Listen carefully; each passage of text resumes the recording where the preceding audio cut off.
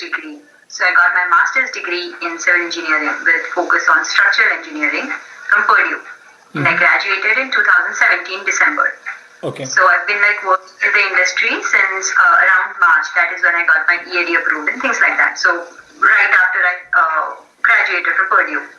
So it's been around 2 years almost. 2 or 2.5 years that I'm working in the US. And I've always wanted to go back to India and settle down there. So I've been looking around for what I can do professionally, in India when I go back. So a year ago when I was back home just visiting, I met a few private structural consultants back there to see if I wanted to have my own consultancy services there. But I am trying to settle down in Pune or nearby. That is at the end of the day. I don't mind starting anywhere else in India. Right. But looked at around private consultants in Pune. I talked to around 4 or 5 of them, and I looked at the market. It wasn't too much of, I didn't find too much of scope that I can go and settle on my own, because there are already a lot of structural consultants, and essentially what most of them do is just buildings, household residential buildings and things like that. I talked to a couple of colleges in Pune about teaching opportunity, and what I had in mind was I can start teaching when I go back, and then try to set up my business. But I don't want to be idle till I set up my business. So I can do teaching part time just to get a run of it. And that was another thing I just looked into, just a little bit like a backup option, if you may. So one other option that I know of, but I'm not very sure of, I didn't look into that very much. There are a lot of bridges being constructed in India, and there aren't a lot of bridge engineers, consulting bridge designers. That is one thing I can do, and I do like bridge engineering, so that would be ideal for me. But again, I didn't get the time yet to go into that and look into that, how do I do that? Because I think bridge engineering would be more of a government contract. So getting those contracts and designing the bridges for government, I don't know the procedure of it yet. So essentially what I'm trying to do right now is to figure out how am I going to establish myself as a structural engineer or professionally when I go back to India.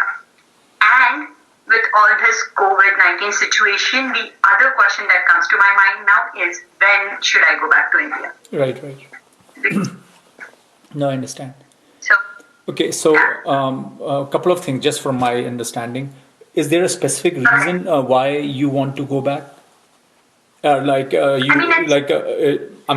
One could be the reason, you have parents and that's the other reason. But is there a professional reason that you want to go back, or it's personal reason? Personal reason. Okay, personal. Okay.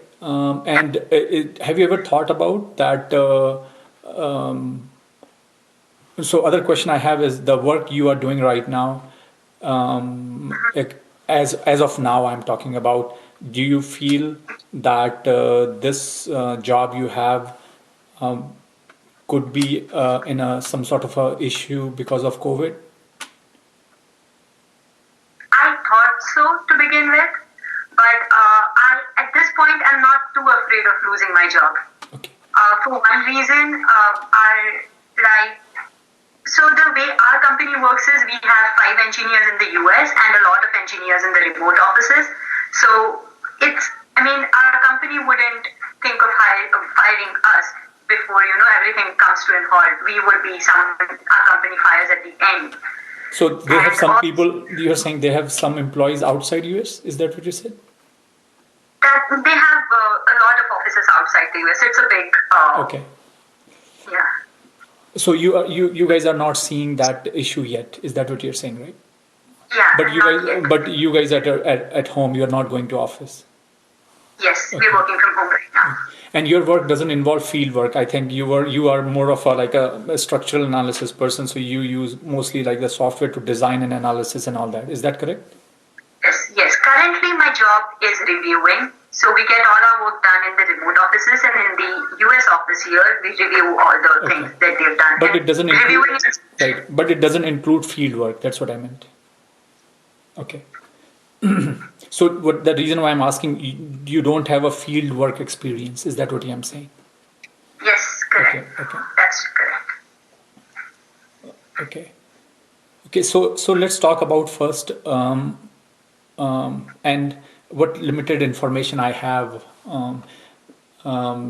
about India and the jobs, the type of jobs you are saying you are talking about. So I have seen some companies, to be honest with you, in Gujarat, uh, Okay. who are they are what we call sole proprietor. They are not a PLC or a corporation. They are like a sole proprietor, like you are talking about, and Okay. they do exactly the type of work what you are thinking in your mind. That means they provide consultancy, so they do testing, analysis, simulation for it's a finite element simulation or whatever it is for mining, civil construction, structure, bridges, and everything. So they do all sort of a thing. So there are companies out there. Okay. In Gujarat. Right, right. In Gujarat, I was trying to find out a few days back. I saw actually advertisement actually in my LinkedIn, and I couldn't find it out. But if I find that link, I will send it to you.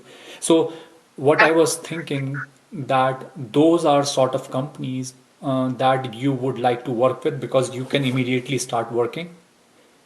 Okay. And for future, I think it would be good for you to also look at what is the structure of that company when you start working with it, what they do, how they approach the client, how they get business, and all that. So it will be good. But And yeah, yeah. But how you spell your name, by the way? Vikita, right? yes, Okay, Vikita. Yeah. VINTE. So Vikita, one thing I will say that whenever you think about starting a business, right? I'm not sure how much knowledge you have of a business. I think it's very, Okay. very important for you to have a knowledge of business. So as an engineer, we are technically very sound, right? Okay. But my question to you is, do you understand business? When I say, do you understand business, what I mean by that is, let's say you want to start your company. Few things I really want to know from you. Do you know about accounting? Do you know what is a balance sheet is? How you manage a balance sheet? How you manage your assets? How do you know what in finance, in accounting, how a sole proprietor works? So that's number one. So that's the accounting part of it. Number two, the legislation. Do you know the legislation, how that works? How you start a business, how you set up a business, what are the legal requirements? That's number two. And number three is the finances. And number four, I would say marketing. And number five, I would say positioning. What I meant by that, or a strategy. So let's say if you go there, right, and you say, I want to start a business. So my question to you would be, why would a person will come to you rather than going to someone else? And all the reasons I'm saying to you, I personally feel, and actually I did not think about these things before because as I said, as a technical person, I was very proud of being an engineer and the technical knowledge I have. Even then it becomes very, very, it becomes very prevalent in your brain sometimes because we have PhDs and we think, oh my God, we have so much information. But to be honest with you, whenever you talk about business, you need a very, very different kind of approach. And I'm not saying that a person who has a PhD cannot do a good business or cannot have a business mindset, but then you have to learn that in your company, right? I So understand. either you learn it or you gain the knowledge, or at least you can speak the what I call a language of business. So let's say if you are going to a person, you should know each and everything about what business is, how to start with it, how.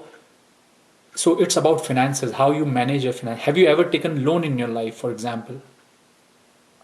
Right, so you know how the loan works, you know what is amortization, you know why it is important to invest in a business versus how to pay off your loan, how you take those decisions.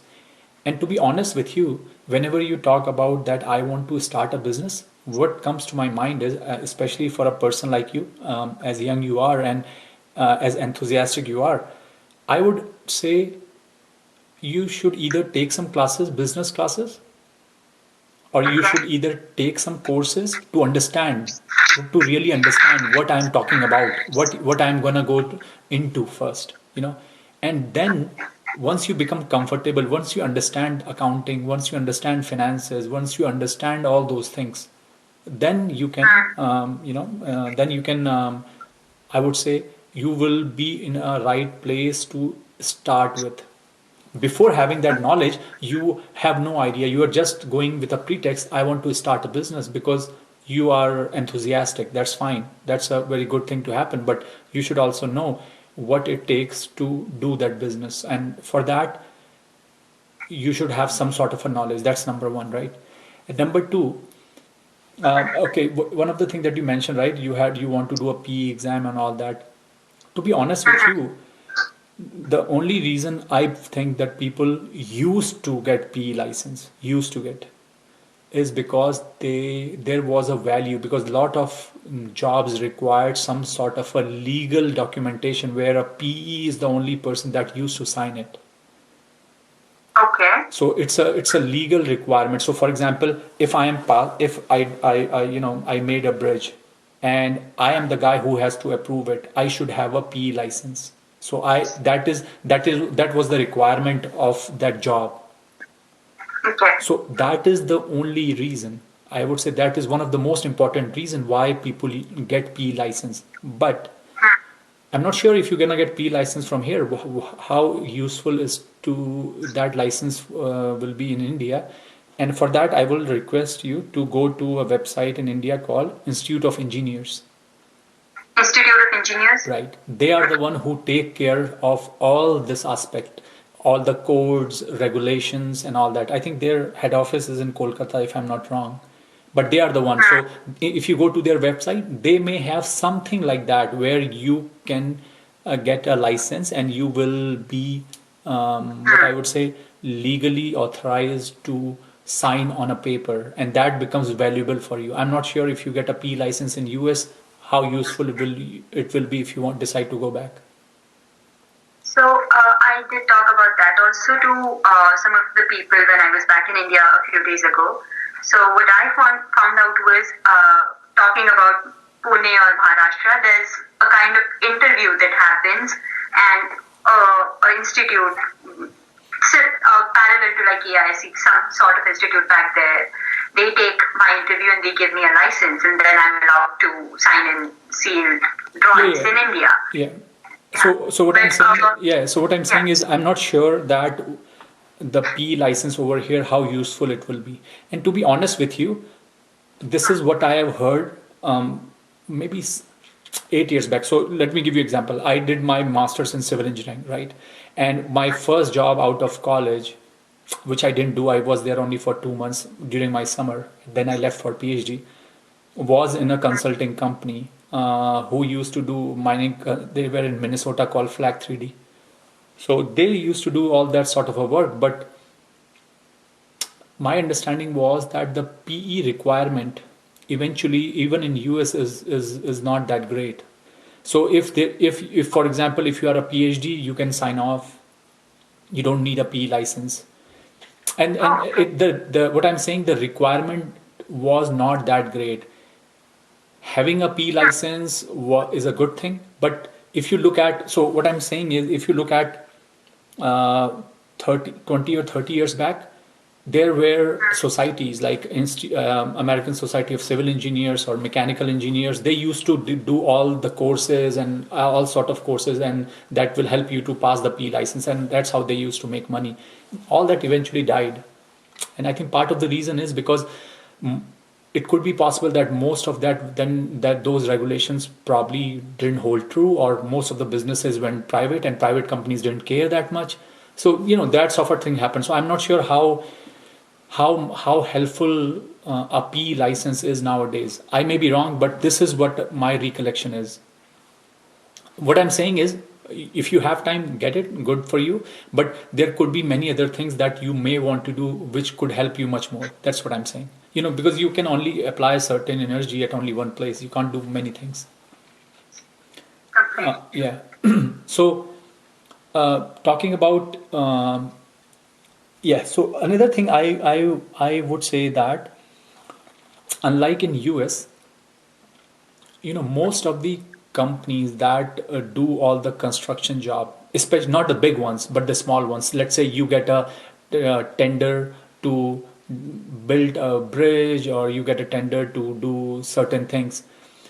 I'm not sure how organized that sector is in India, because most of that work is done by still done still has still go. I mean, here also it is true, I think, but it goes through, like, people who are um, who have contacts and probably some companies. But again, you need to understand. I think what I'm trying to tell you is, I think you are trying to utilize your knowledge and your degree that you have from Purdue, and you're saying, can I bring a value to it when I go back? I think that's where you need to really give a big thought that is it going to bring a big value back there or not? And to be honest with you, if that's what you want, I would strongly suggest you that it may be a good idea for you to first get into a company in India where you work for a few years, like the consulting company I told you, because I'm pretty sure most of the work that once you're gonna get into business, the only way you can generate a revenue is through networking. So unless until you don't have it or you work with someone else, you are not gonna get any revenue. To be honest, you need some contacts, you need some even in US, I would say. And second thing, once you start working there, you will also able to know the work culture, what the work culture is. It could be very possible that you may not like the work culture at all. It could be possible that then you have to, if you decide you will stay there and that's what you want to do, you have to get used to how the system works, how the things work. Okay. Um, you can, I think you can always look for a job in like companies like Larsen Turbo or L&T or Mahindra or things like that, where you get at least some idea. To be honest with you, see, I'm or the other way to do it, as I said, because I to be honest with you, I don't think at this age you should think about, I want to start a company which is gonna work around this structural, designing bridges and all that. I think if you are a person like you are interested about making a business or starting a business, my advice would be is you definitely want to go through an MBA process. You have to do that, and once you start doing that, then it may generate some new ideas within your brain. What can you do, or how you can use technology, how that would be useful, and so forth. I'm not sure that if you go there and you say, I want to start a business and I want to do this, but I want to start a business on my side, how useful or how how valuable that would be, to be honest with you. I completely understand. Yeah, that makes sense. And I'm not discouraging you. I'm saying that here you have to understand one thing. You have a job here right now, which I'm pretty sure you enjoy it. Let's say you resign and you go back. You don't want to be the person who professionally get frustrated, and that can seep in very very easily. My advice to you would be, if you want to do that, first of all, you should know what is the meaning of business, how people do it, what people do it, what are the tools that is required right now. So right now you are a good person to get hired by a company to do structural analysis job. That's it. And that doesn't qualify you to get say that I'm ready to start my own business or thing like that. To be honest with you, for that you need certain different skills. That makes perfect sense. Yes. Right. So, Yes, sir. so you can always, go back and apply for job and work in a company like you are doing here right now. But for a long term, if you say, you want to start your own business, I would strongly recommend you to think about your MBA. Right? Yeah. I would do that. I mean, to be honest with you, after I graduated from my PhD, 6 years after my PhD, I started doing my MBA from Ohio State. And the only reason I did it is because I want to understand what business is. Because I started seeing like people I started meeting with people who work for supply chain and things like that. So I was thinking like I don't understand what they talk about. The things they talk about, I don't understand. So for me to understand what the business is, what the mean is, and once I started taking courses, and I took some courses on strategy, I took some courses on data analytics and finance and accounting, then I really appreciated it actually. That this is a totally different skill set. It's like you should know a finite element to do a structural analysis. Or somebody who doesn't know that won't be able to do anything. It's something like that. Or you don't have to, even let's say you say, I don't want to do an MBA or whatever, because degree is a degree, but then you have to do either some sort of a courses or then you have to learn on your own. Like, to be honest with you, go on YouTube, just open an accounting course and just listen what the person is talking about. And exactly this is the person that will talk about. The way he will start with, he will say, are you going to start your business one day? And if you are going to start your business one day, you need to know this accounting. Because if you don't know your accounts, you cannot start your business. That's how they start. I think I completely agree with it. Because that will help you to make a better decision. I'm not sure at this point of time you are making a better decision. You are enthusiastic about what you want to do, but to make a better decision, are you ready for that? You need those tools. Okay. I have one question Yeah, here, and like I completely agree with your advice, and this has got me thinking that okay.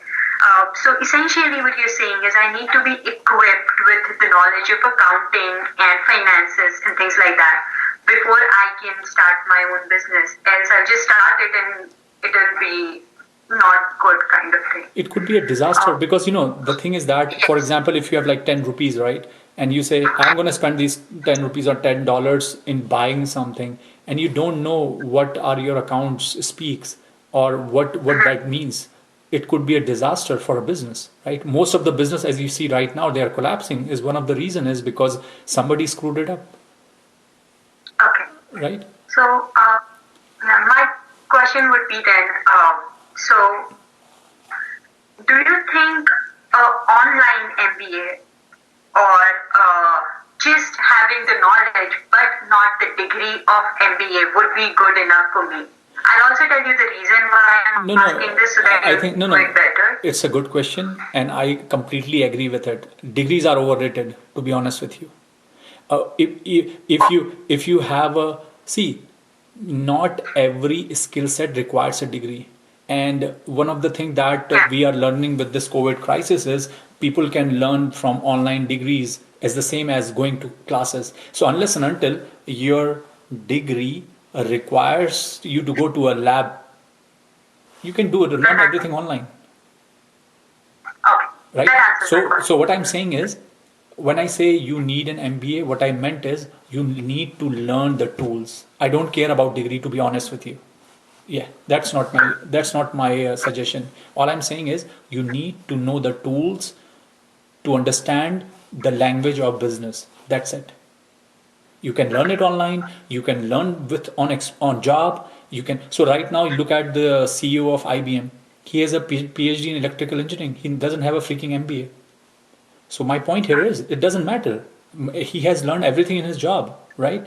So either you learn in your job, or so let's say, for example, the current job you have right now, right?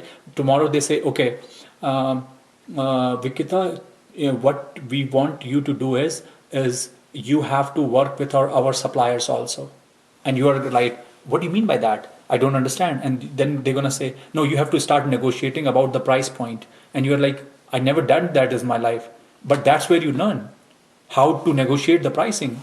And what I'm saying is either you learn in your job, which is way much better than learning in school. So you can use that opportunity in your job. So when you are in a job, one of the things I told students is spread out, Don't just keep doing the same thing that you're doing, because that's going to ruin your career. If you are doing the same thing what you are doing for last 2 3 years, time to move out, because then you are not learning anything. You are just contributing. The idea of doing a job is that you learn and contribute. It has to be 50-50, because you are not going to school now. Remember, the only way you can learn is from your job. But if you are in a job, all you are doing is the same thing, and at one point of time you are done doing the same thing, and all you are doing is just contributing, not learning. Time to move. Time to find a job, or time to move to a different department where you learn. So you can say, now I learn. Now I learn about supply chain, but then I contribute what I know. So it's a win-win thing for both of us, because the only way you can learn in your company is unless you move around. Otherwise, you will end up doing the same thing. And I don't know how many people. I mean, I don't enjoy that, to be honest with you. I want to do different things, right? So my advice to you too would be is the same thing. And there are people in companies where you have to be vocal. You have to say, I want to do this. I want to take this job. Doesn't matter. So the more you are out, the more you are out. So tomorrow they say, Vikita, you have to do field job. Yes, I am.